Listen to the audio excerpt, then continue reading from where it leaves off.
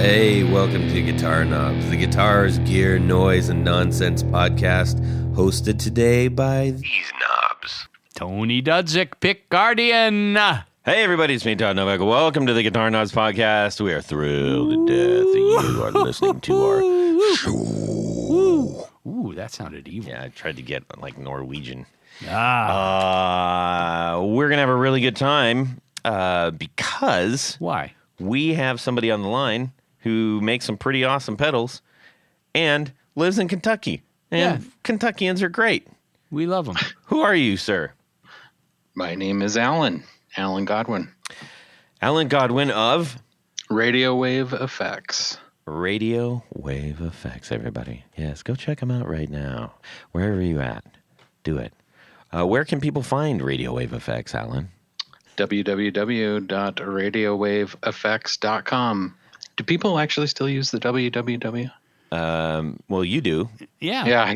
Yeah. I mean, in theory, you're supposed to. But if you're using a search engine, they don't care. Yeah. No. Yeah. That's so just like optional. You could just put Radio Wave Effects. Just like you used to have to type in HTTP // No more. It's forward slash, by the way. It's not a backslash. I always get those mixed up. That's why you never managed to master the web. What's the web? Yes. See? All right. We're going to have a great time.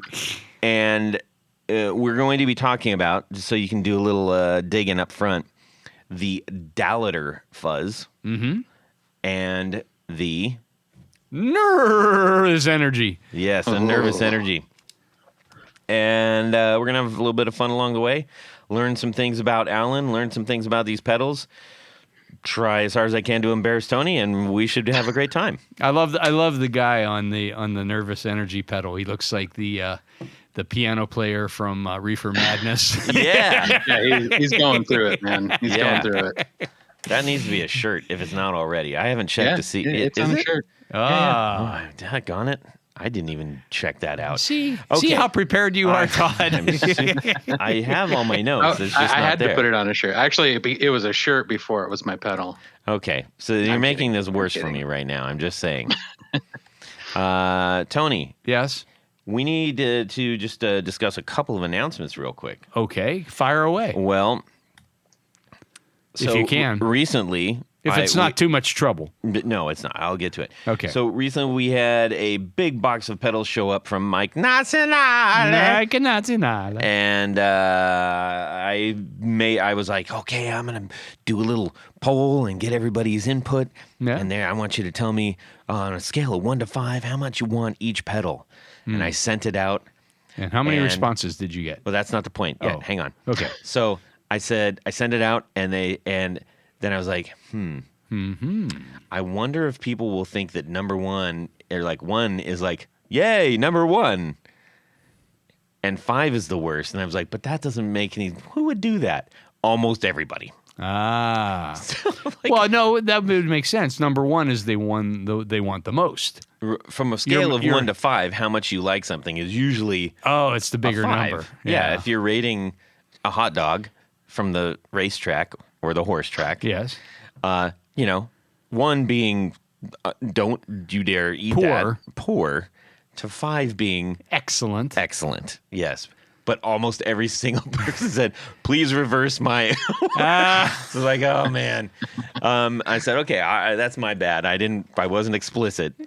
Your life as a survey writer. Yes. Well, it got worser because I didn't tick the thing that says collect emails, and I didn't put a thing that says please enter your name. Oh no. So I got all the results back and they were attributed to nobody.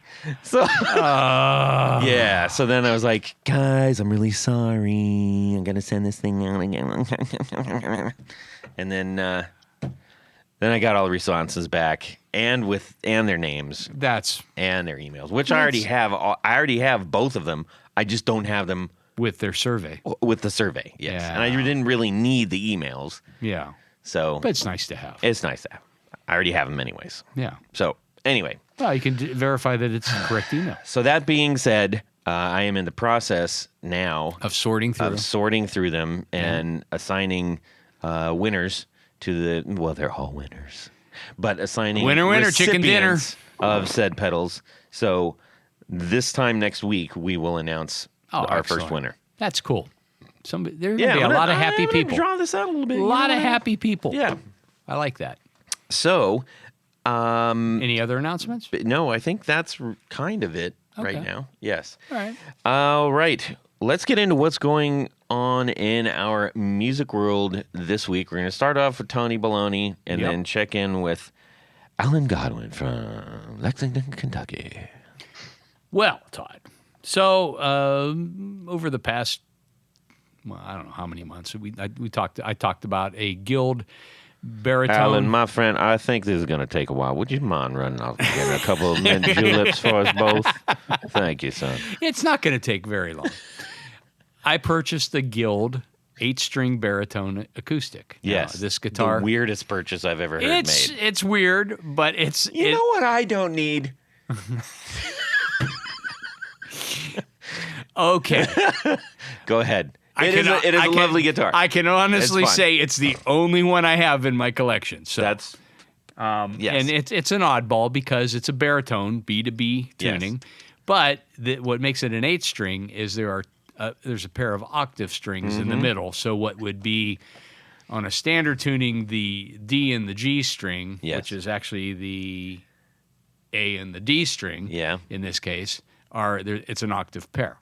Okay. Now, there's a number of things that make restringing a guitar like this difficult, or finding strings for a guitar like this. What, you're restringing it already? Well, yeah, I play it. Oh. Yeah. Okay. I play it. I actually dig it. That's cool. Yeah, it's like it's a totally different sound, and it needed tweak on the setup and stuff like that. So it's time to change strings. Well, here's the problem: you can't just go to the local, Guitar Center or you can't go to Sam Ash anymore anyhow. But the local store would say, how about selling me a set of those baritone 8-strings? Right. Because they don't have them. Right. And as it turns out, there's only I was only able to find 2 companies that make a dedicated set of Barry 8 acoustic strings. Jeez. One of them was Elixir, which I'm not a big fan of Elixir strings. Right. I don't like coated strings. Well, there goes our sponsorship, but... Well, on the brighter side... Literally on the brighter side. Our friends, our friends at Stringjoy make a dedicated 8-string baritone They'll make a dedicated set. anything you want to make. Well, they actually sell it. They sell it. But they'll make it too. Well, they can make it as well. If you wanted it, they could make it. So the other option was to buy a 6-string baritone set and then add probably a 12. They had 16. 100 sets, and now they have 99. No, I bought 3 sets. Ooh, that's smart. Because I got free shipping. That's a good idea. So a tip of the chapeau to our good friends at Stringjoy for making oddball stuff. Yeah. I collect oddball stuff. Mm-hmm. I play some oddball stuff. Mm-hmm. This guitar definitely falls in that category. So, you know who needs 2 twin Mando casters? Jared? You. I have a Mando caster. I thought you had 2 of them. Well, I got rid of the 8-string. Okay, so you did have 2 of them. I did have 2. Guilty as charged. That's very interesting. It's crazy that you mentioned that because I was actually recently checking out Craigslist under the musicians, where you can go and say like, hey, music people looking for gigs and stuff. And there was somebody that said that they were looking for a 8-string bass player, acoustic. Bass player? Yeah. An acoustic bass player. Huh. I don't. Wow. I'm not aware of an 8-string. An 8-string one. Bass, acoustic bass out there. Yeah. I meant baritone. Damn it. Now I got to take that out. Take it out. Yeah. Way to go, Todd. I was wondering where he was going with that. Doggone it. I was trying to play it straight face. Oh, you did. I might leave that in there anyways. Yeah. All right. Failure is not an option. I have to put on a facade here where everything is roses. All right. Alan, what about you? That's a great story, Tony, for the 4th time. It's not this. I only talked about the strings one time. Jeez. Alan, what's going on in your music world that isn't building pedals? or involves yeah, baritone 8 strings. Yes. I mean, of course, it's gonna have something to do with pedals because I'm all about pedals. But I actually got a couple new pedals today Oh, that I was able to mess around with. that's exciting. What are they? Yeah, new pedal day for me. It's a lot of fun. So I got let's see, it was in June. I was down in Nashville, did a pedal expo or a builders expo down there Uh-huh. at Tone Central Station, a guitar shop that popped up down there. And I was able to play some pedals. Everybody was set up in the same room, but I was messing around with the Monkey Riot pedals Tempest Fuzz. Oh, yeah. It's the fuzz delay pedal. Yeah. And man, it was wild. So I ended up picking up one of those, and I got a Hagtronics Season of the Witch as well. Oh, So that's those cool. just arrived today, and yeah, they're both really cool, really interesting pedals. But that Tempest Fuzz is like, man, it's fearsome. It's out there. Yeah, it really is. That he's got a little mini switch in there, a modulation mini switch that basically lets you turn on the envelope modulation, and it just gets crazy. It just starts to turn into like noise, which I'm not really like a ton of options on a pedal kind of person. Mm-hmm. I like, pretty old school, straightforward stuff, but Meat, cheese, and bread. yeah, I really am. I'm a steak and potatoes, Ham and FX Swiss pedal kind of guy. Yeah. Yeah, ham and Swiss Ham, kind of Swiss, guy. white bread, boom. Toasted white bread. Exactly. But yeah, they're a lot of fun so far. So I'm excited to have those. that Monkey Riot pedal is like, maybe pound for pound one of the most wild noise producing It really is pedals yeah. that I've played in recent years, honestly. Yeah, the momentary, like between the momentary foot switch and there's a push button on there as well that when I was messing around with it, it was basically like just killing the delay time, and then it would like slowly come back in. Yeah. And when you have that thing glitched out and you push that, man, it's just Yeah. it's all over the place, Great artwork too. He does a really good job. I love it. Yeah. Nice screen print artwork. So yeah, I'm excited about those. Cool. Yeah, and those guys are like broskies. They're really tight down there. Yeah, they it's really are. cool. Like those two, and there's a bunch of other builders, guitar builders. I guess all of them hang out pretty regularly. Yeah. But yeah, it was a lot of fun to go down there and do that. I think they're doing another one in September as well, but I'm not going to be able to make it. But if anybody's in Nashville, it's worth stopping by that shop and checking them out. That's cool. Indeed. Well, speaking about pedals, What about you, Todd? band is back in action. Bass player's doing great. Nice. Bunch of new songs. Must be Got the a new gig. pick guard on the bass. Yes. It looks beautiful. Gig coming up. We're very excited about that because it's been like too long. Yeah. And as we were setting up for that, Is that a local gig or Cleveland? Oh, in Clevetown. Yeah. Fifth Avenue, September 5th. If you're there, stop by, say hi. Anyways, and I was like, man, I just need I need like a punch on some of this stuff, right? Mm-hmm. And then I was looking at the pedals on the wall, and I was like, which one am I going to do? And I ran across the Frost Giant Yama, and I said, "Oh golly, I haven't put that on." Oh yeah, okay. And what it is, it's technically called a preamp / boost. Right. It is like zero color, which is really important to me for like either a boost or a preamp. It is super quiet as far as like, electronic noise, right? It obviously does a really good job of making your actual noise not quiet. Okay. It sounds fantastic in the front end. and it really gives a lift to your signal as much as you need. So this is just you're using this as like for leads and stuff like that, or Right. or to boost your. Yeah. So I was putting it at the end of my chain, and what was funny is I was using it as a boost, and I was like, man, this is great.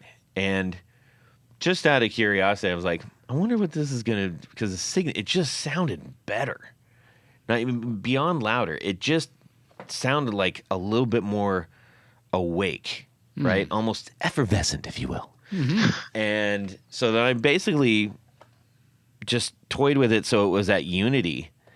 And man, it's like it just wakes up the signal without even giving it a volume lift. It just sounds great. And it's not like, I guess it's not one of the, when you think about like, oh, I need a boost pedal, a line boost pedal, or, you think like EP booster, you think of all the other boosts out there. And because it doesn't look kind of like a boost, it's got, full graphics on it and two knobs. It isn't like a go-to, but it should be, because I'm telling you, that sounds great. And the graphics on that pedal are also really cool. It's a cool looking pedal. Handmade in Texas, everybody. You know what a cool pedal would be? What? A pedal that would allow you to switch that boost from the end of the chain to the front of the chain. That would be cool. How on earth would you do that? It's just a simple ABY with one side goes. Oh, yeah. I suppose so. Yeah, you could do that. Glad I thought of that. That way you wouldn't have to unwire and rewire it. Right, and you could right. mess around with that. Yeah. Do we know any pedal builders? Well, so Alan, do you use Boost at all?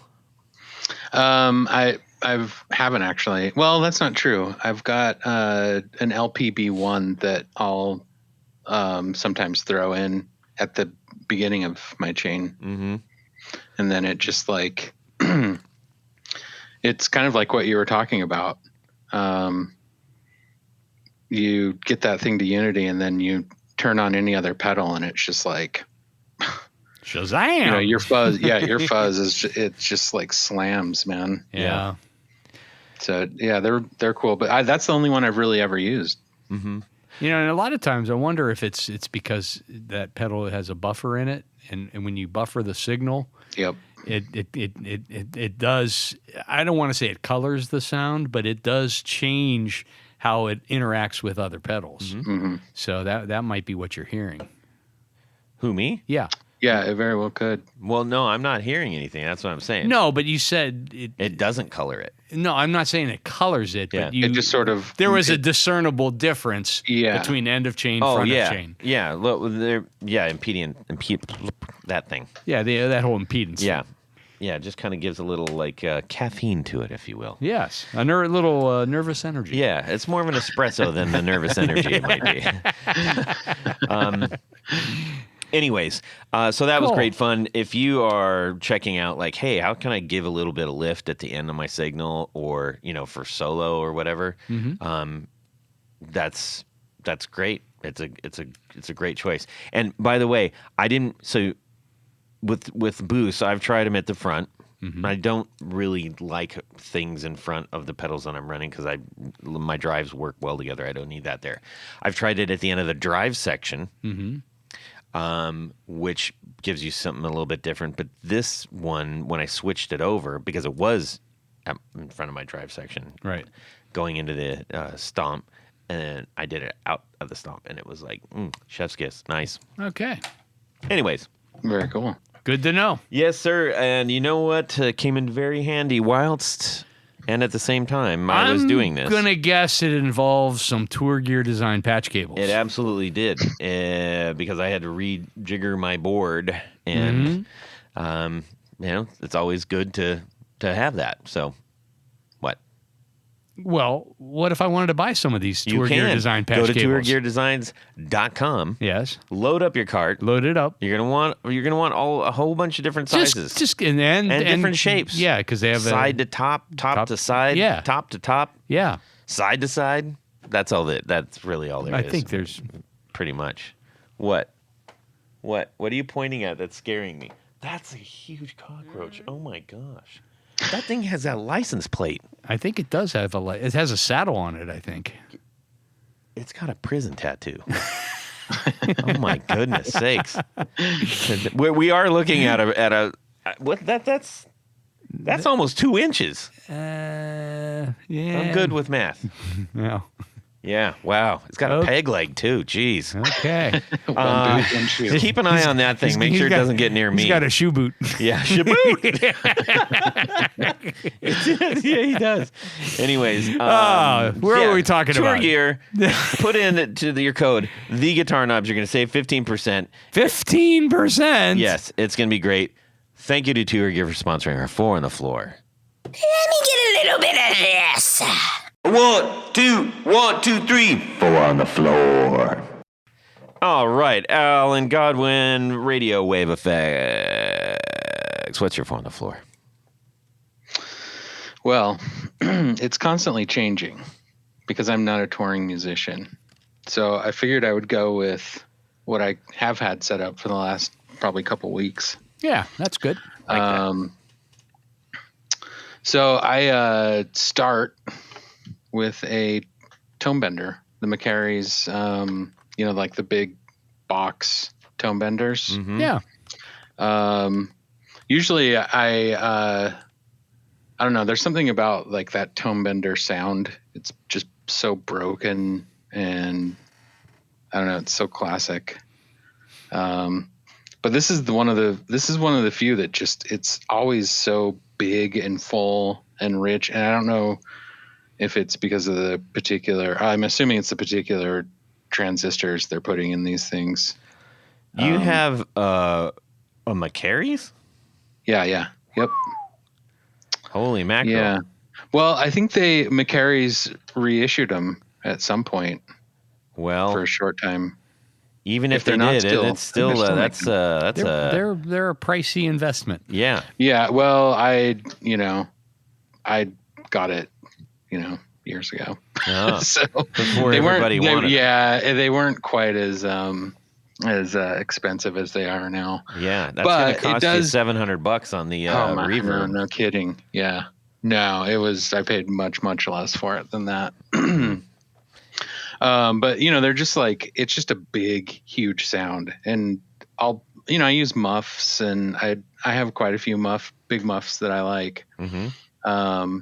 But it's just that's a very specific sound, big muffs. And I have a tendency to go towards the triangle muff because it's probably the closest to, these older 60s, like the earlier 60s sounding fuzz pedals. Mm-hmm. Out of all of the muffs, I think that one sort of captures that. But yeah, there's just something about the tone. Every time I switch around, I always go back to that one. Big fuzz. Yeah, that is a super duper big fuzz, literally. Yeah. It is. Yeah. Well, that's the other thing is I feel like I have a tendency to I'm drawn to big pedals for some reason. I don't know why. I don't know what it is, but I just, the old electro harmonic stuff. Mm-hmm. I always prefer that over. It's cool. There's a cool factor. It is. to Yeah. it. There's something 'Cause about it's it. weird. It's just, Well, no, it's It the is. air inside that large enclosure affects the tone that's of what the tone pedal. is. Yeah. dust that gets Exactly. Well, that's the funny thing is you open those up, right? And then the Yes. circuit board is just like Yeah, this little tiny 2x2 board. Yeah. Yeah, one of the first pedals that I actually built a clone of was a it's a Death by Audio supersonic fuzz gun, Oh yeah. and I put it in a 1590 XX box, which is I pretty- have one of those at home. that's what the Dallader big box is, right? Yeah. Yeah. Well, the circuit board on this is just like one of the early when I was starting out. It's just like the snap apart. What do they call it? Perf board, essentially. Mm-hmm. Yep. And it's 8 rows by 10 rows. So it's like you open the back of this pedal that I built that's huge, and there's this tiny little board back there with wires going all around it. So it's just kind of funny. But yeah, I like big pedals. And you cannot lie. I cannot lie. Those other suckers can't deny. How about number 2? Number 2. Hey, winner, Ding, chicken ding, ding. dinner. There you go. Screddy Echo. Have you guys played one of those? No, wait a minute. That's a new one. Screddy. Yeah. So Screddy is, it's one of those builders in the industry that's just, I feel like he's just kind of always flowing a little under the radar. Mm-hmm. I need but a lot of stop to that.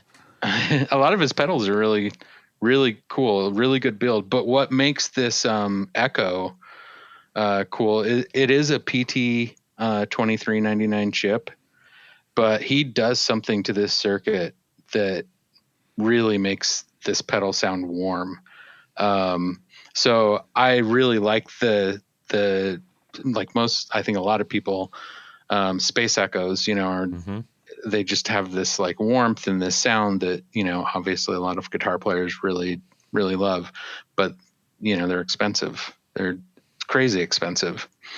And this has, he's got features on here that you can kind of dial in that tape warble sound a little bit. And it doesn't lose that warmth, and it's a really cool pedal.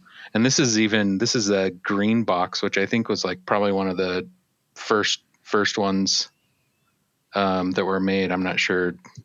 I don't even know if he's still making these actually. But you can find them. I've seen them at guitar centers and used, but it's just a really warm sounding Echo. It does a really good slap back Echo, which is a lot of fun. Yeah, I do like that.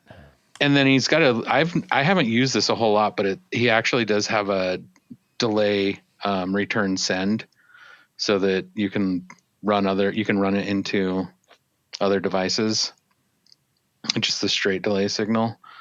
But I just use it straight up. It's cool. That's nice. Good pedal. Yeah. It's huge box too. It's it's not very wide. It's thick. It's like, this thing is like 3.5 inches. Wow. It's crazy. Yeah. What's next? Let's see here. I've got the Dan Electro Back Talk. Aha. That's Reverse one of the delay. pedals we're giving away from Mike. Is it really? Yeah. Ah, okay.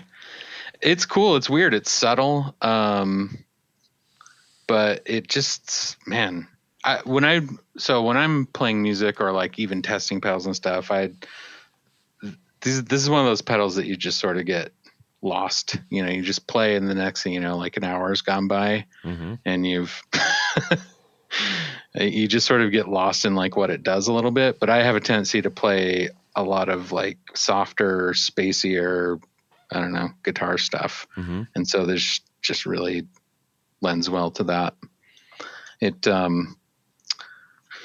don't know, how would you explain a reverse delay? It's not the strongest. Yeah, it's not like the strongest delay sound. No. It's subtle, but then when you stack it with a fuzz or a flanger, stuff like that, you can really hear it a lot better. Yeah. And it just adds that sort of swishing, it's noise. A killer. I think it's just like a sleeper shoegaze pedal myself. 100%. Yeah. 100%. Yeah. It's really cool. And you don't see it a lot. The Dan Electro brand is kind of, I don't know. It's just kind of a weird brand. I feel like most people. It's an underdog brand. It's an underdog brand, but for sure, there's some reasons for that. Well, okay, but not all of it. But there's some cool ones, right? That's the problem. Is like it's sort of like, well, which is the good stuff and which is the not so good stuff. They had a delay pedal that was in that. I think it was part of that like car.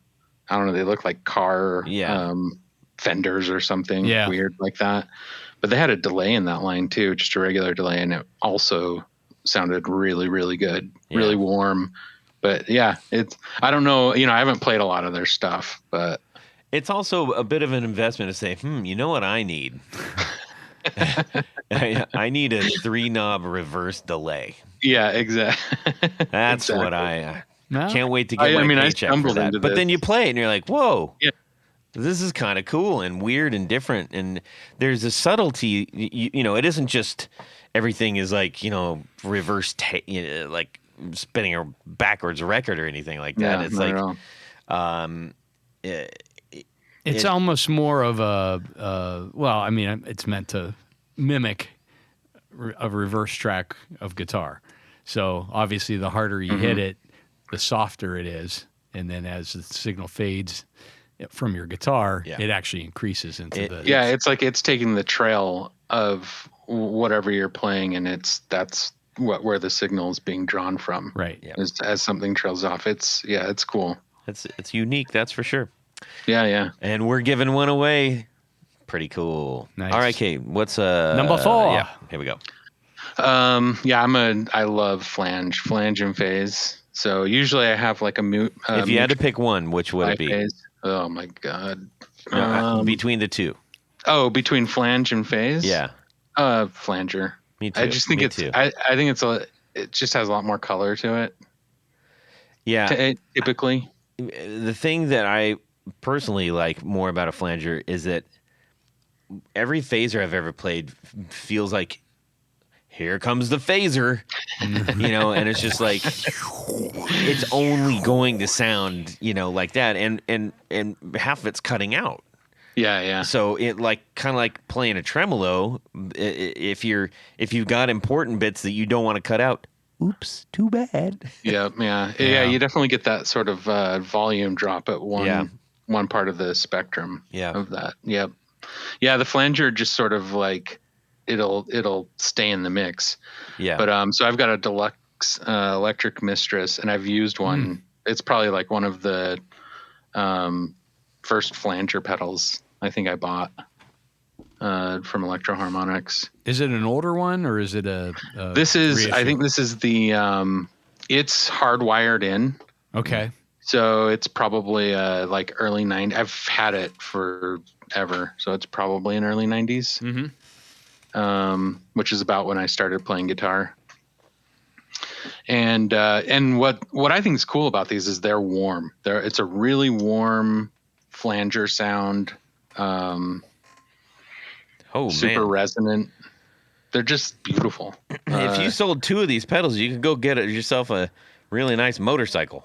The 90s versions? No, not the 90s, but the originals. Yeah. Oh, all of those originals, man, they have just skyrocketed. Yeah. Even the 90s one, that's $500 man. Oh my god. Oh no, that's 76. Just kidding. I just have it sitting on my floor. Yeah. So these are the when they went to the all three when they went to the top mounted knobs. Oh, okay. That was so late 70s. That was 530. Wow. Gee, money Christmas. Yeah, things have gone up. Pedals, yeah. I couldn't imagine being a kid. Well, actually, there's more options now. They're just you get them on Amazon, I guess. Yeah. Yeah, just go. Joyo makes everything, right? Yeah, exactly. So I'm sure there's an electric mistress. To be fair, yours is the electric, the deluxe. Deluxe, yeah. So that I think silver and black with the right hand mounted knobs. Yep, exactly. Yeah, that's about $300. Sorry. Yeah, they're still cool. Still attainable. Yeah. They're not the cheapest, but have you played one in comparison to one of the later models, like the all black face? No, I haven't actually. The only pedals that I've done that with. So I've for some whatever reason I've ended up with like big muffs from almost every release, but it's just because I've like the 90s ones I bought in the 90s, Mm-hmm. But what's amazing about the re-releases of the big muffs is they sound, they're like identical, man. I've compared the triangle to the original, and it's just like so dead on that anybody buying an original is just throwing their money away. But I haven't tried the Electric Mistress and this one compared to the new one, so I really couldn't say what that sounds like. Well, the good thing is the ones that you can just go get off of Amazon or whatever still is. It would be interesting. You should do that, and then you should write a newsletter about it and put it on MySpace. Okay. Well, that's cool, man. You have, it's funny. You said, I don't like all kinds of big, crazy sound, but almost everything you said is a potential big, crazy sound maker. Yeah. Well, I just meant, like a lot of knobs and like so many options. Because if you really look at these pedals, they're very simple. 3 knobs. Yeah, exactly. I think the Screddy Echo is probably the most complicated of those, and that's just because he added in some modulation for like tape warble and stuff. Yeah. But otherwise it's pretty straightforward as well. Okay, I just thought of something that for some pedal builder out there can here, this is their gift. This is our weekly gift. 3 knobs and the truth. There you go. Make a pedal around that, whatever that means. Okay, you can run with that. I'm bestowing that on the world. Yeah, wow. I mean that would actually be like, like what, like make a cool T-shirt if nothing else. 3 knobs and the truth. Yes. Well, we're just 2 knobs and Alan tonight, so. Well, so we're 3 knobs. Yes, true. You're now, officially the truth part. I'm not sure. A temporary knob. Yes. Well, let's get into learning all about Alan and his awesome line of pedals here at Radio Wave Effects.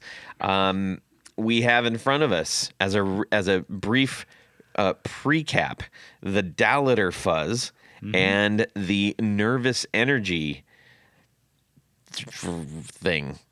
Yeah. You call it a fuzz. Fuzz. Yeah, I think it's overdrive, fuzz. It feels overdrive, much more complicated than that. Not complicated. No. Less narrow than that. Yeah. It's like a pre-fuzz. It's like a. Well, it's funny now that we're thinking about what I did say about like not having all the bells and whistles on pedals, and then I kind of think about this one now, and I was like, that's kind of why I put this pedal out there, is it had a lot. So yeah. Now I am contradicting myself with this one pedal. Yeah, it's like. Well, we'll talk about it. How about we do that? Let's do that. Instead of me going, let me tell you what I think it's like. Did I derail the? No, not at all. Not at all. But why don't we go back to the beginning? Yes. What made you start making pedals? Curiosity. Honestly, yeah. That killed a cat once. I mean, well, it was probably that coupled with not being able to afford pedals like everybody else. But really, it was. I've always been that kind of kid where like I would take everything apart, electronics, bicycles, everything, just to sort of like see how the mechanics of it all worked. And I was really good at taking stuff apart and not really good at like putting it back together. Yeah, exactly. So like, over time you eventually do like figure that out a little bit, but that's where it started really, was just curiosity. And then of course, wanting to have, options basically, and the ability to like do that myself. Well, that's kind of cool. And that led you to just, find some designs that you liked, or did you? Yeah. I mean, I was like, I think back in like the late 2010s, what do we call those? The aughts, late aughts, early 2010s, is when I was like hanging out in forums and, pedal building forums, and just sort of like very casually doing perf board type of builds. And I was telling you about the supersonic fuzz gun. That was like one of the first ones that I did. And the funny thing about it is, I was casually doing it. I didn't really think much of it, but when I got done with it, I was like, this pedal, I don't think I built it right. And so I threw it in a box and moved around for like 10 years, and then pulled it out and plugged it in, and I started playing. I was like, man, this thing is amazing. It's like, it sounds so crazy and so good. Mm-hmm. And it was like, it kind of dawned on me like, oh, maybe I was like better at this than I realized, Mm-hmm. And so when I started Radio Wave, I was actually taking a course at Nashville Software School, a data analytics course. And it was one of those moments where like you're just getting slammed with schoolwork and stuff, and I would build pedals to sort of not think about any of that. And it was in that process that I started building my first fuzz face and then slowly turning it into the Dowlator. What does the Dowlator mean? So I wanted to pay homage to like the origins of what I was working on. I didn't want to like be, secretive about what the topology of the pedal was, but it's basically Dallas Arbiter combined. Yeah.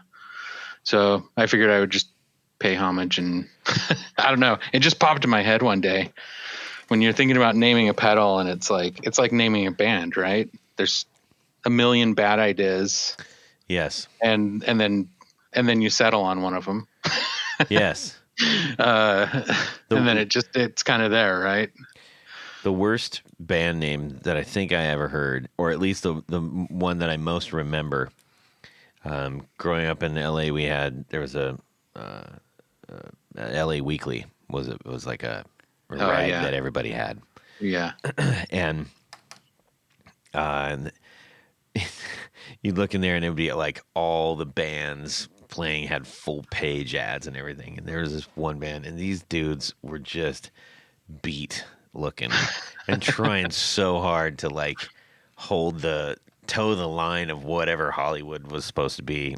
And this is late 80s. Yeah. So, and the name will give it away because it sounds exactly like what you think I'm actually trying to describe.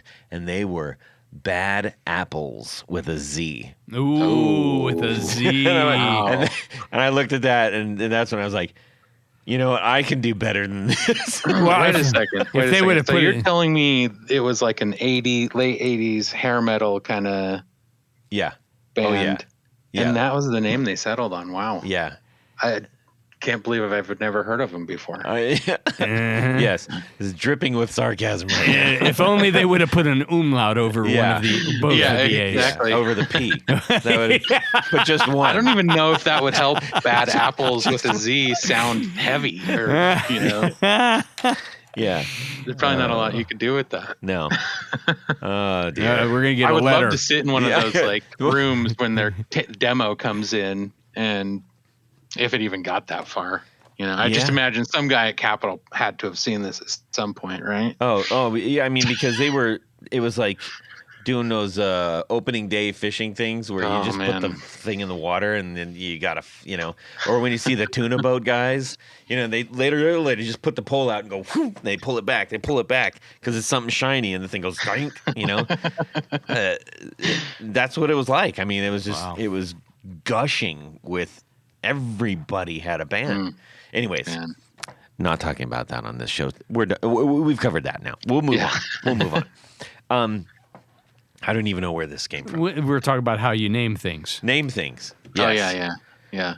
Yeah, so Dowlator. Dallas Arbiter. Dallas Arbiter. I think that's a wise choice. Thank you. And it's cool to give a nod because, I think that's just, good stuff to do. Like recognize where that's from and yeah, even still though, it's, one of those names that I guess it's not, apparently, it really isn't that straightforward. I don't know. I thought it kind of was, but I get asked that question a lot though. Yeah. Well, I think Tony and I worked it out, but not everybody else might. So, appreciate that. You guys are cut above. Well, we have to be. We have to be on our game at all times. Always on the game. You never know when we'll be approached in the middle of supermarket with these questions. So this is a relatively straightforward 3-knob and the truth pedal. You've got a fuzz control, a volume control, and a bias control. Yep. And, by, various positions of those said knobs, you can get anything from a overdrive to a full-on fuzz. So I'm certain that you kind of tweak the circuits and things. What did you do to, I guess what you would call improve upon the original Dallas Arbiter? Yeah, well, on the output of the circuit, like the original fuzz face, it's a cool pedal. Well, it's an amazing pedal, actually. It's a weird circuit. but it's quiet and It's so quiet, right? it's so quiet. Yeah. And so like obviously what a lot of people do is they make changes to the circuit to boost that signal, which of course I obviously did. But then you're still left with a pedal that can get really woofy and you can't really control that a lot. Mm-hmm.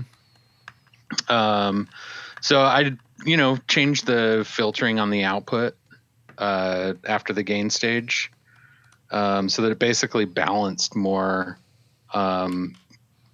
bass and treble on the bass and treble side, and did the same thing on the input into the feedback loop as well. So there were two spots where I felt like I needed to make those changes in order to get the pedal to a point where it was something that could be used with a live band and actually be used. Where like the older ones, they're just, man, they get so lost in the mix of the sound of an entire band. So, and then, it was just one of those things where I was a bass player for years in bands, and I always wanted a fuzz pedal that didn't lose volume, didn't change I didn't lose low end in the signal, which happens all the time when you're trying to throw a fuzz signal on bass. And so I also built it with that in mind. Like I wanted it to be useful for bass players as well.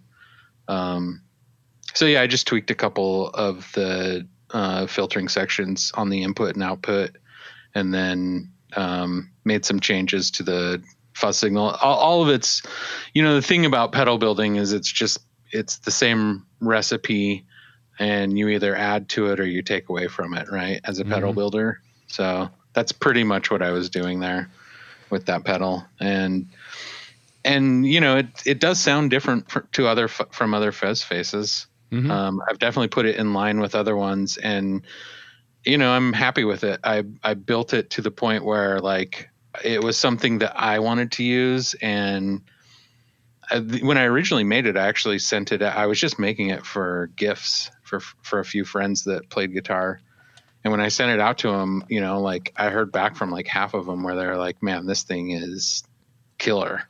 Like it really, just has like its own personality. That's what you want to hear when you're making something. Yeah. And so, like I didn't think much of it. I thought I was just sort of modifying a fuzz face essentially, which I was. And so, but that's what kind of kicked it off, is I was like, all right, well, I'll make like 10 and see what happens. And then when I sold out of those, I was like, well, I'll make 20, There you go. So That's cool. So I noticed that you included a battery jack for an internal battery. Yes. Is that something you recommend people try, or? Oh, absolutely. Yeah. Yeah. The thing about, using a battery is like a lot of pedal builders will actually build this into fuzz, where your battery starts to slowly die, and it adds this amazing broken sound to your fuzz. Yeah. So yeah, I love using batteries. It's not convenient, all the time, and sometimes it's more convenient, but some people just don't like dealing with batteries, I guess. But yeah, it was this pedal specifically. I wanted there to be a battery option, because throwing an old 9-volt in there can kind of change. It can color the sound of it. See, I was trying 2 AA's. That's why it didn't They work. don't fit. Yeah. Well, it looks like you're also. I like your subtlety in the nods to things, because unless I'm mistaken, this looks. Your graphics look an awful lot like some of the pedals we were just talking about. Yeah. I mean, that was specifically the Electric Mistress. Yeah, it does. And well, so I work with a friend of mine who is a graphic designer, Josh Wallace. He's an artist up in Boston, and so it's fun working with somebody that I can sort of brainstorm with. And so I sketched up the original idea of like the overall concept of the pedal and sent it to him. And I was like, I just don't know what to do for the name, the Dallard name. And so we were talking about, old fuzz pedals. And do you guys remember there was for a short time in the 90s, there was the big muffs that were being made in Russia, but it was sort of towards the end of the period. I think they're called Civil War. Yeah. The Civil War era big muffs. Yeah. Well, the big muff logo on that is this sort of like, it's a one color print, but the lettering sort of plays with the background of the pedal and then the print color. And so in casual conversation with my friend Josh, I was like, I think, that's really cool. It's like such a sharp logo. Yeah. And because I had that sort of offset, that triangle on there, that was definitely going to change how we where we put the logo. Mm-hmm. And so I just left it with him, and then he brought that back, and it just sort of nailed that old aesthetic. And that's kind of what I wanted, because a lot of, a lot of pedals that you see now, there's always trends in, what people do with art on pedals, I feel like, sure, among builders. And I did want to do something that was probably going to stand out among newer pedals in that regard, and just sort of be its own thing, though, at the same token. It has a timeless look to it. Yeah, exactly. And that's what we were shooting for. Nice. Well, I like it. Thank you. All right, let's talk about. Well, before we get to that, before tell us about the gear that you're playing through. Your Sure. actual guitars and your amp and stuff like that. Yeah, lately I've actually been really getting into the Dan Electro guitars, lipstick pickups and stuff. Mm-hmm. There's just a certain sound and feel to those, but those guitars are cool because they're so cheap, and still they're super affordable. Even the 90s reissues, you can get them for $250, $300. Yep. And I think they're really decent guitars. So yeah, I've been playing a 90s Dan Electro 2 pickup reissue. And I have a few amps that I'll use. I'm mainly using a Princeton Reverb. Nice. I have I've been playing in bands for years, so I have stuff that is, I don't know, I just bought it years ago, but I've got a Magnatone that I've had for a while, Troubadour, which is such a fun amp to play. It's low watts. You just you dime the thing out, and it's just, it's incredible.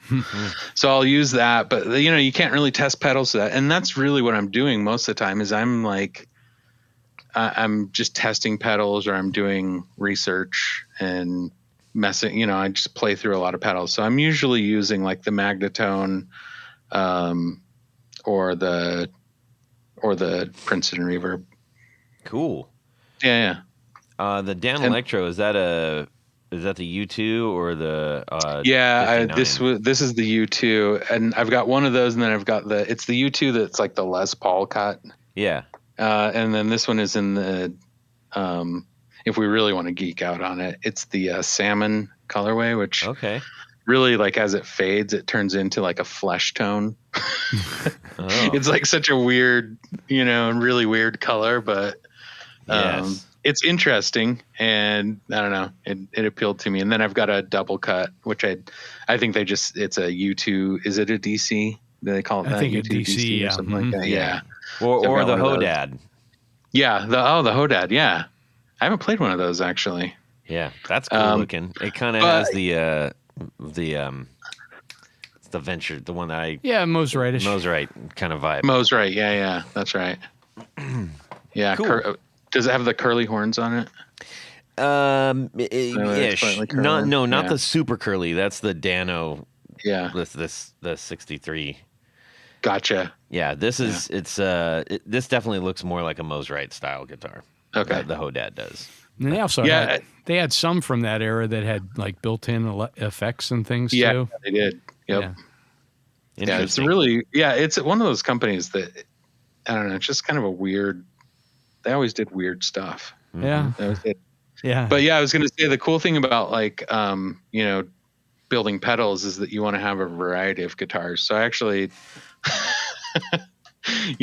I'll play one pedal. I'll play like 6 or 7 guitars through it just to see how it sounds. Yeah. And I'll even run it into a little Fender Frontman because I always have to think about like, every type of musician, or I like to anyway. Yeah. So I use Squiers. I've got a Squier baritone that I'll run through the Frontman. And then I've got You some need an 8-string baritone is what you need. I do. But do they make an 8-string electric baritone? No, but they should.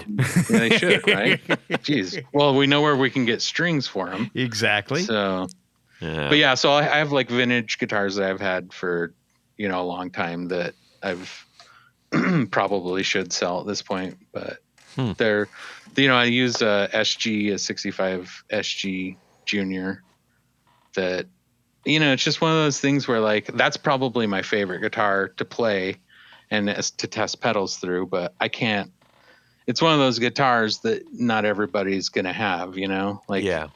it's definitely a specific thing, but it's, Yeah, I think it's good to have, something with like Strat style pickups, a Telecaster, Exactly. humbuckers, and Because pedals sound wildly different on those things. they certainly do. I don't know if you know that, Tony. Yeah, I figured that out a long time ago, back Well, before you were even- born. Oh, especially with fuzz. I mean, yeah, that's the thing. that's Fuzz that's you could build a really nice sounding fuzz pedal through a 10-inch, Fender combo amp, and then plug it into a 100-watt Marshall, and it's going to sound like crap. Yes.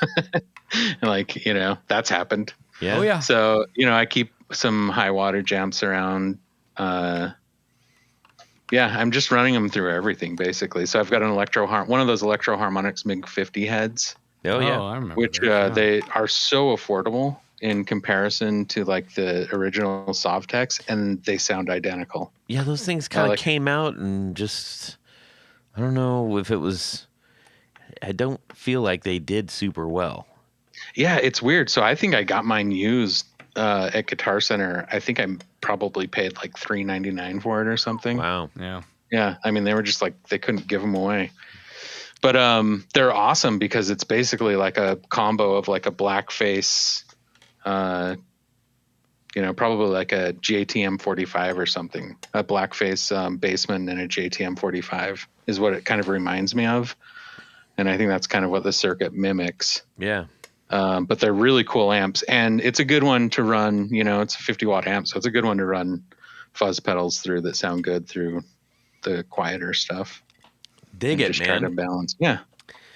Well, then we So- got this other little awesome box here, Nervous Energy. Yeah. I will kick this off by saying I plugged this in, Uh-huh. and it was after I'd come home from work. I'd finished dinner and making dinner and all that stuff, and I got the kids to do the dishes, and I went because I was like, I got to go check out these pedals. I played it for a solid hour and a half Awesome. straight. I just was like, I did not want to stop playing it, and that is the absolute honest truth.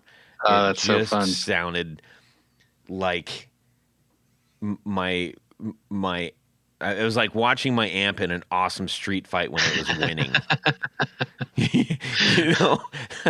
It was just great. That Tons makes me so of happy to hear. character. I will say, like, I was running it through AC30, Uh-huh. and I did have to like negotiate as quite a bit of bass out of it. Yes. Yeah, I can see that. Also I was trying to be conscious because I have an Alnico and a greenback in the same cab, and I could hear. I was like, well, somebody doesn't like something quite as much as the other one does. So I wanted to be careful. I could imagine. Yeah, and if you've got that mood knob, which is basically a simulated tone knob, essentially. Yeah, if you've yeah. got that turned up, you're pulling in even more low end Yes. grunt from the Yes. pedal, from the signal. So I held it at the maybe as long as I could. I tried the yes, and that that they all produce great sounds, and especially like I can see how versatile this is because I also plugged it into my Marshall, and I was like, goodness sakes, this is just it sounds just great, and especially through P90s. Woof! Oh, Wow! yeah. So when I first, that's funny you say that because when I first was prototyping this, when I had it on the breadboard, I was using my Junior, and like the first note I hit, even without like a lot of the filtering that wasn't finished yet, I was just like, holy smokes, man. This thing really loves that sort of that signal, that like Yeah. really raw P90 kind of signal. It just turned, yeah, it sort of inspired me actually to look at the circuit even more. Well, I will say that it also makes me. I felt like it made me play a little bit differently. Interesting. So I Okay. was trying to my band's kind of like going through different songs. And I don't want to what does it sound like on this. And then pretty soon I was like, I think this wants me to do some different stuff here, and and I just kind of followed it, and it was very. It was just what I needed after Yeah. like a long day Wow. at work, That's cool. and I just it was a great feeling. Like honestly, it was just great when you're playing and you're not worrying about what you're playing and you're just going, oh man, whoa, Yeah. and you're doing all the different things, and it's just it's loving you back. I think when you're Yeah. not fighting it, it's just great. Well, it's one of those things too where, and it's funny you mention when you're not fighting it because this pedal, I feel like you can, each control really does feed off of the other. Oh man, in a lot of ways. So like if you turn the mood, you can adjust the mood just a little bit, and it's going to change how the stimulation and the hyperactivity react to the signal. And then you switch it from yes, no, and maybe, and it's completely different. Yeah. But yeah, if you have it adjusted one way, you could be like, wow, I don't know, and then you bump something, it's such a different sound almost. When I had the first one of these done, there was like an amazing. So I was on the fence with this pedal, believe it or not. Wow. I was like, I don't know, and I spent months just messing with the tone selection switch, the yes, no, maybe, just trying to dial in like the sound that I was looking for. There was a specific sound that I was looking for, and it took me a long time. And when I got kind of the first one done, it was like the first full, I call them fit and finish prototype, where I have all of the art done on it.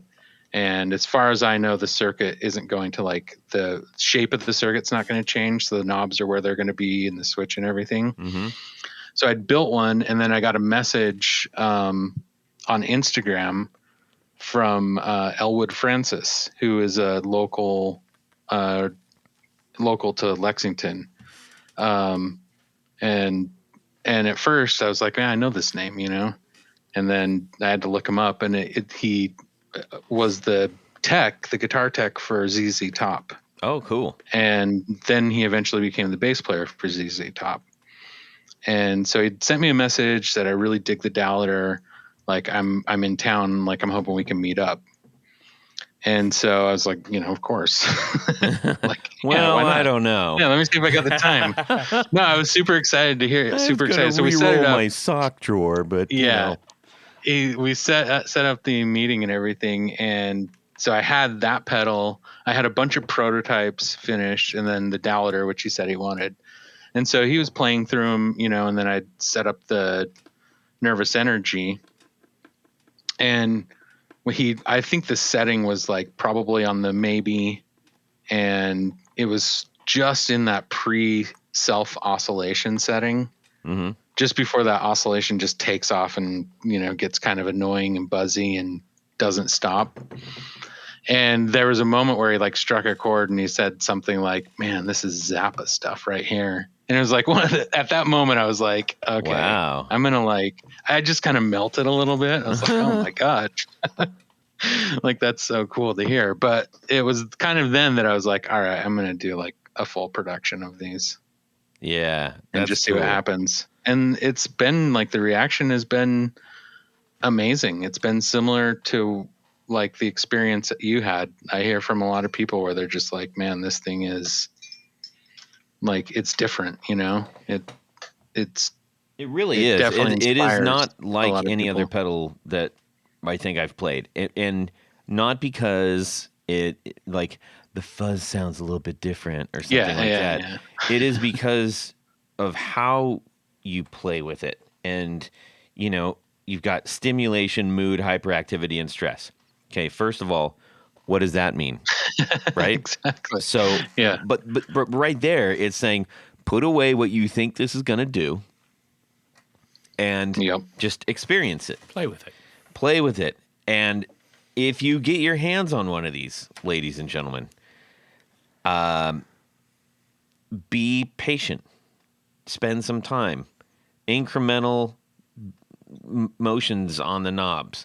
If you swing them wildly, yes, you'll get sounds, but it's when you find just the right combo. It's like when people go to Starbucks and they're like, I need 7.5 squirts of caramel flavor. It's like, what? 7.5? That's what I like. That. I imagine that's how it goes. No, I know that's how it goes. I do know that. Not because I do it. It's I don't true know though. that. Well, most guitar players automatic pedal setting is like everything 12 o'clock, right? When you first, so Yeah. that's Yeah. their caramel right there. Yep. Yep. It is. And wisely, this is set up to allow so much more than that. It is a hugely versatile pedal, not only for what kind of gear you're playing, because you can accommodate whatever. I was doing with the P90s, but my one of my main guitar is a humbucker, the Viking, and I had to change things because it was like, Yep. whoa, here comes the bottom end on it. Yeah. But Yeah. yeah, I man. think I was excited about it. It was one of those pedals that once it was finished, I knew that it had a lot of potential to appeal to a lot of different guitar players just because of how many tone sounds you can get out of it. Mm-hmm. And the original pedal, so this is based off of the Roland Double Beat, which was a fuzz wah, Right. which is where this whole circuit started from. Even that pedal is the same. Like, the fuzz on that pedal is incredible. It really is. And it had what is the yes, no, maybe on mine was like a rotary tone control. Mm-hmm.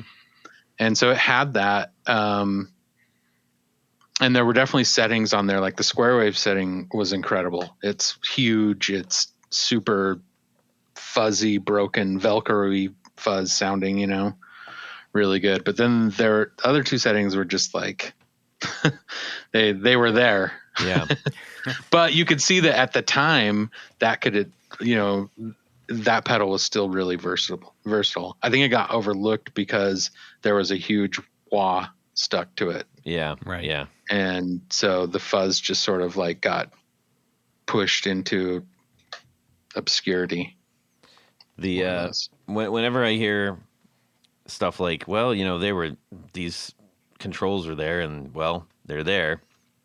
It makes me think of Dumb and Dumber. Big gulps, huh? Well, see you later. Oh man. Well, I mean, the thing is, what I meant by that is, they're just kind of like unusable. Yeah. So the tone switch, the yes, no, maybe switch, it's basically pulling the circuit through. It's filtering it through 3 different wave shapes, essentially. And the original triangle wave, which is the maybe on this one, it was so high. There was so much high end on it. Mm-hmm. So when I had one that I repaired, the original, and I didn't own it. Somebody else owned it. And and when, we were going through the fuzz settings like that, it was that triangle wave that I was just like, dang, this is harsh. Mm-hmm. And so, it was like one of those things that I knew I'd definitely have to like work on.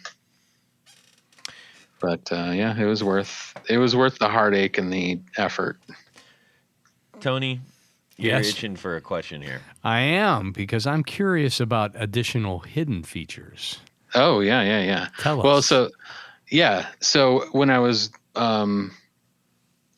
going through the when you're building a pedal, you want to try just about every transistor that you can when you're breadboarding it and testing it out and everything, because the transistors have different voltages. They're going to change the bias a little bit. And I noticed that when I put in a certain gain range of a specific transistor, it would send this pedal into a self oscillation. Only at a very specific setting for the three knobs, the main knobs, the stimulation, mood, and hyperactivity, which was like, I almost feel like it's a fluke if you find it, in some ways. Mm-hmm. But yeah, so it was there, and I didn't know if it was usable at first. I was like questioning whether or not I should keep it in there with those transistors. But then the more that I adjusted the stimulation knob, there became these areas where I felt like a note, as it was sustaining, which it was like if the signal was fighting with itself between the oscillation and then just its natural trail of, ringing out fuzz tone, essentially, right? Mm-hmm. So it was like at war with itself, and it kind of, the oscillating part would like send the note into a I guess I could only describe as like an octave type of sound. I wouldn't say it was a full octave, but yeah. So if you're like doing leads with it, you can put it into the self oscillating mode, and it gets even wild and like crazier sounding. It's almost like this tone to me sounds like if you have a wah and it's just cocked, and you're at that like the highest part of that treble setting on that filter on a wah, Right. and it just takes off there, and then the self oscillating just adds sort of like a sustain to it almost. Mm-hmm. And you can tune it with the mood knob, so you can tune the pitch of the oscillation as well. Oh. So if you're playing in a certain key or a solo or something a lead is in a certain key, you can almost dial in the pitch that you need for that specific part. That's pretty cool. Yeah, really, it was really weird. It was a fluke, Yeah. But it is really cool. It was interesting, so I decided to leave it in. I like it. Very, very cool, man. So you have 2 pedals in your line.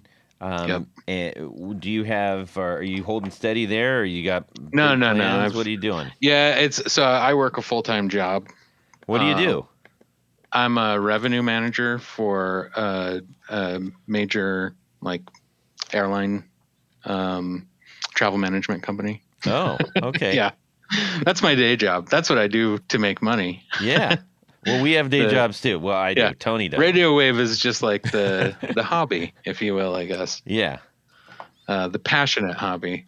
But yeah, so I, it takes time for me. Like it's a slow process because I don't want to, the Dowlator was just something where I was like, it's a sound that I wanted. It's a sound that I wanted to build, and sort of like there was an image that I wanted to have on the enclosure and everything. But now as there's so many builders out there and so many small builders that if I'm working on something and putting it out there, I do want to be able to like do enough to the circuit that It's yours. Yeah, exactly. Yeah. I mean, I'm not going to like create some, incredible one-off type of circuit yet, or maybe ever. I may never, but I just want to be able. That's the whole thing. You don't have to. It's like Yeah. There's I don't know that there's any more valor in that, unless you just go like, this is literally exactly like something else, but you pass it off as something completely different. Mm-hmm. Well, that to me, that's kind of getting into like, hey, well, I'm not going to say what it's getting into, but I totally get your point, though. about. Yeah, I totally do. I mean, the thing is, you could mess with a circuit and add transistors and change the filtering and just keep on going with it, but it still always goes back to that foundation of whatever the feedback loop and the gain stage are, for as far as a fuzz pedal goes. I mean, there are builders making some incredible new stuff that blows my mind. I mean, these guys are like, they're just at a whole other level, and it's amazing. So it's a slow thing for me, but I've got a lot of pedals I'm working on. Actually, so the Nervous Energy originally, and where it got the nervous part of the name, was it was originally going to be a tremolo fuzz. Oh. So the first circuit I made was a tremolo fuzz, and then as I sort of worked it out, it's a rhythmic tremolo that I'm working on. Mm. It really, like, it sounded cool, especially with the oscillation part, and then just that high end treble that you'd get from the tone selection knobs.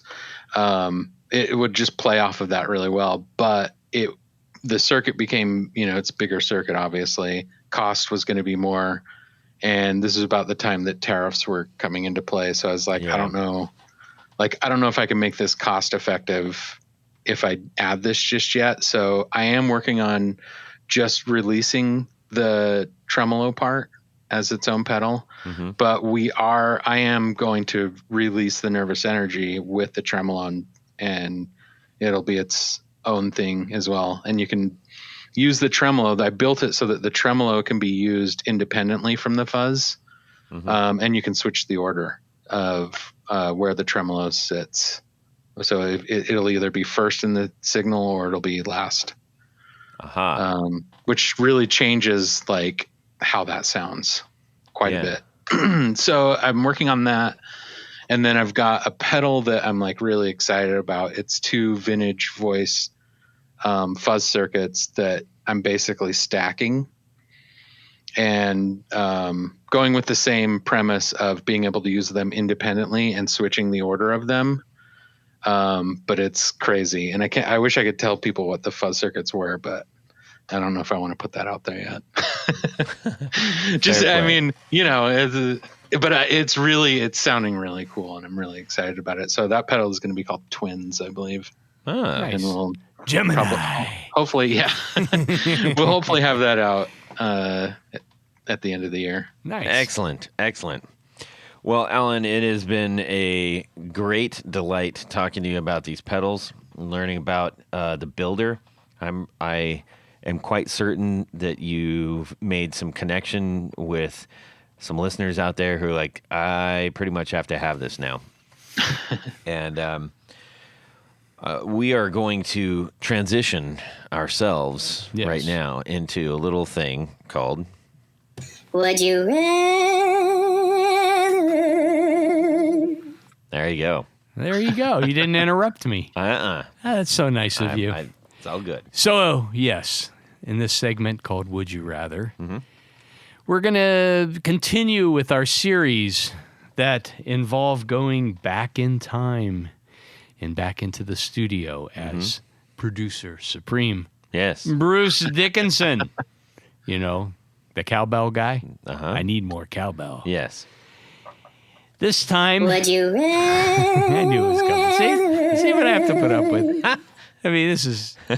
I'm going on strike. I was just reminding everybody what it was. Okay, thank you. Well, I forgot almost instantly. So, as Bruce Dickinson, you tell the recording engineer to let the outro go on a little bit longer. Keep the tape rolling, as they used to say. Under threat. Yes. Now, this isn't going to affect the original, song and everything. It's just so that someone could get a little extra. Yes. Hear what actually happens before the fader starts to come down. We've done a couple of really cool options. If you want to go back and listen to them, check the last couple of episodes out. This week, would you rather hear the longer outro solo for AC/DC Back in Black or Metallica Fade to Black? It's the Black Series. Yes. Wow. So those, both of those have great leads in the middle, but this is the outro. And, you get just a little extra, a little something extra as the biggest fan of either AC/DC or Metallica or both. Mm-hmm. So I guess I go first, right? So Okay, Tony, go ahead. for me, Tell us what you think. I mean, Metallica is Metallica, great band, but I'm an old school AC/DC. I mean, that to me is, just to hear Angus go through his normal and then maybe some primo shredding at the very end. It's almost kind of like a live, like a live recording. Yeah. Where you extend things. So I'm going with AC/DC. I'm going AC/DC. Back in Black. Back All in right. Black. Alan? Yeah, I don't know. I would say it's probably an easy call for me. This is like one of the first bands I bought their cassette tape of. But I'm going to go with AC/DC. Nice. All Just right. classic. Yeah, classic. I even think now this is going to be controversial. And I don't mind going there. But I think even the skill level, I would tend to go with Angus over Kurt. Yeah. Well, maybe. Yeah. Or maybe not skill level. Let's go technique. How about that? Okay. Showmanship. Showmanship. There you go. Well, that's a different thing altogether, isn't it, Tony? Yeah, maybe. Yeah. Sorry. Okay, so that's 2 for AC/DC. I'm gonna go with Metallica on that. Are 2 ya? reasons. Tell us. It's funny. The 2 Black albums, or the Black album, Right. was the killer for me. After that, I was like, no. I was so distraught when that came out. I was done. I was like, no to this. Sorry, everybody. Throw rocks all you want, but that was. RocksForTodd.com. I remember very vividly driving to my friend's house in Victorville, having just got it, and that's in the high desert in California, and I was all by myself, and I was like, oh man, this drive's gonna be awesome, and it was a terrible drive. Oh. Equally, when AC/DC, no more Bond. Yeah. Back in Black, You didn't like it? nope, Really? nope. So it's weird how those 2 things, the 2 Black albums, no. Huh. So that being said, early Metallica, I would like to hear, because he was just going off on that song. Fade to Black Yeah. is just That's true. wow. That's where I'm putting my Okay. my chip. So you're on Todd Island for I a am on change. Todd Island, yes. Yes. Right next to Richard Branson's island. Ooh. Hopefully that's the only islands you're visiting there. Oh, Wait, what? The only islands you're visiting. Yes, that's it. Anyways, okay. Well, now we got another thing. We need to Yes. thank a few people, Tony. Oh, that thing. That's That is right. correct. Because at this point of the show, there's a special group of people we love to thank. These are our executive producers. Now, an executive producer helps make this show possible. How do you become one? Well, you head over to patreon.com/the Guitar Knobs and check out a couple different levels in which you can participate and become a sponsor, a friend, a hero, if you will, of the podcast. Each level comes with some very nice thank you gifts and opportunities to win some great stuff through our giveaways. But above and beyond that, there is one thing more, I'm pretty sure.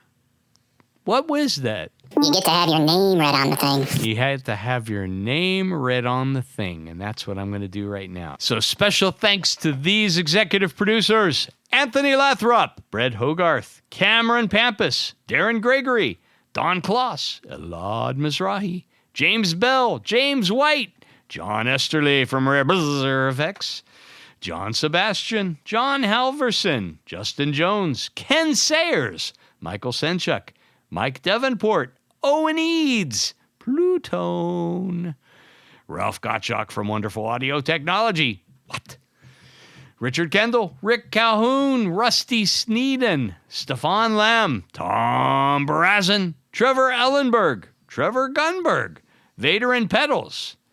And last week, you might have remembered we talked about James Castellano. Yeah. Why do you sound sad? Well, he left the building. Already? But Huh? he's coming back in as a Grand Poobah. Oh. Now, what's a Grand Poobah, you might be asking? Yes. Grand Poobah is the upper echelon of executive producers. They are the creme de la creme, the top of the heap, the A number ones, and they wear a fez upon their head whilst listening to the podcast. And they drink copious amounts of orange Gatorade. Orange, of course, is the official color of the guitar knobs. Orange and black, just like Yes. Halloween.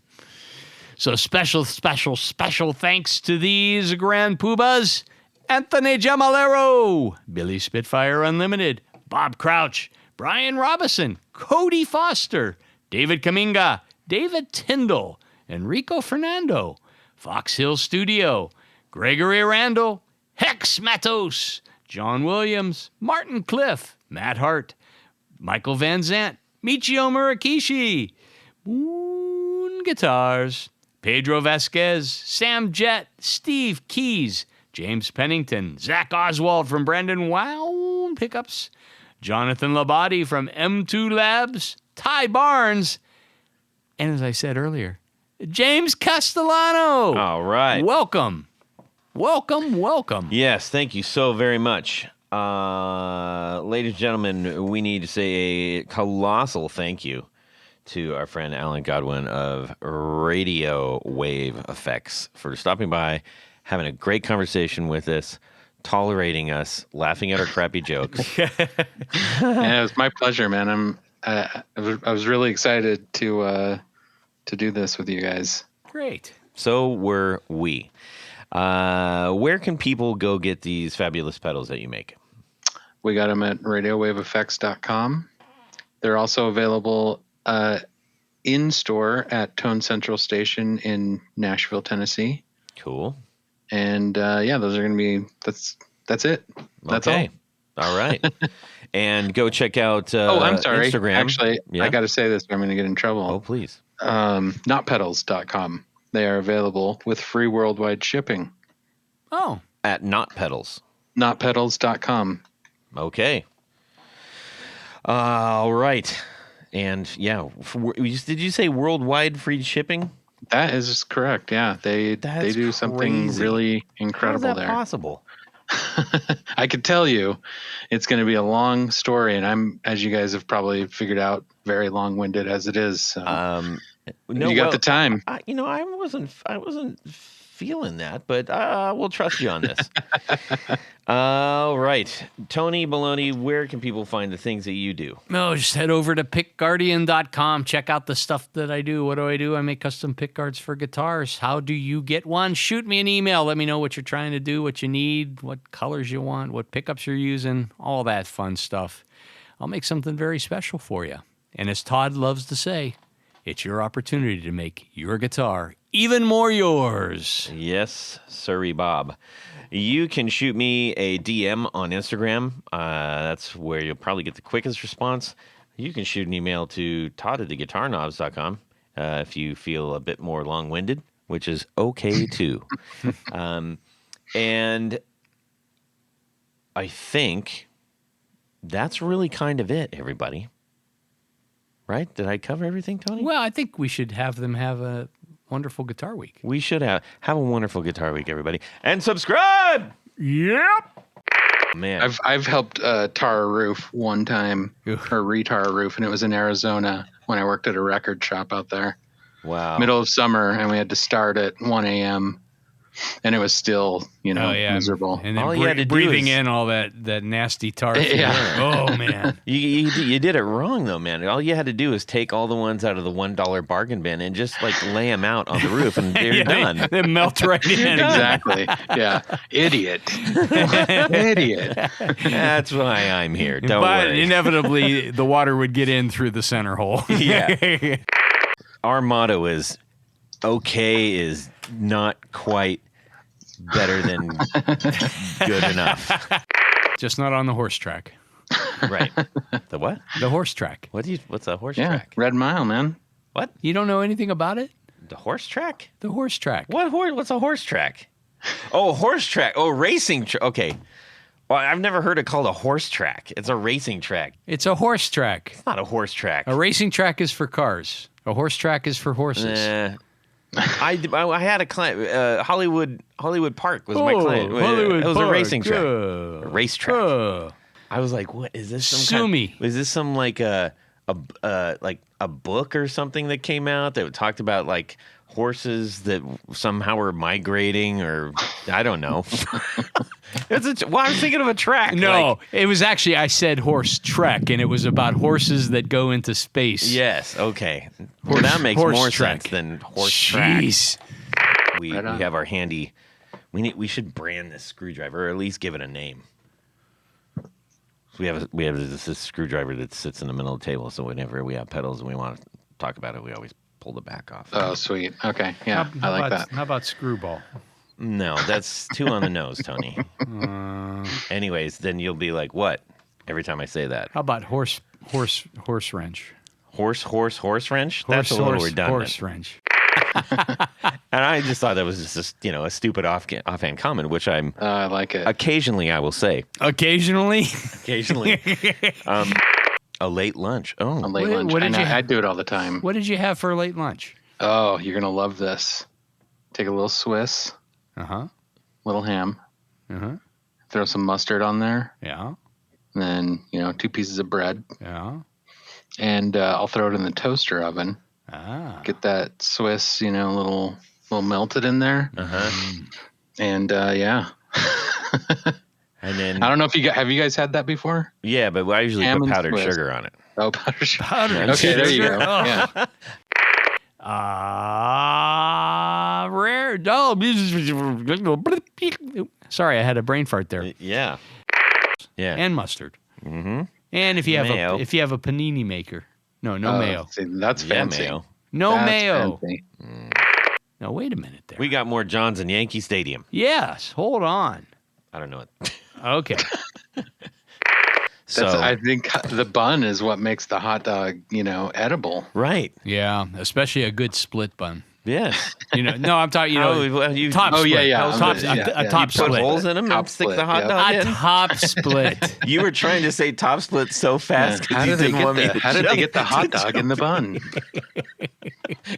He's like, hurry up and say it before he can say it. Well, let me clap so you can gather your thoughts. Let me and gather my thoughts Make because a I was tuna trying to sandwich see. or something. Oh, okay. Yeah. Did you grow up by the horse track or something? Wait, let me do a good one here. When I was a kid, I was lucky just to have bread. Now I get to toast it. Let's just start it over. Oh, boy. Here we go. And away we go. Well, that's it for these knobs. Please visit our Patreon page at patreon.com/theguitarknobs. Visit our website at theguitarknobs.com for all of our past episodes, 4 on the Floor blog, and other good stuff. You can connect with us on social too at our Facebook page and share your gear and stories on our Facebook group. Also, be sure to check out our Instagram at Guitar Knobs. Catch you next time.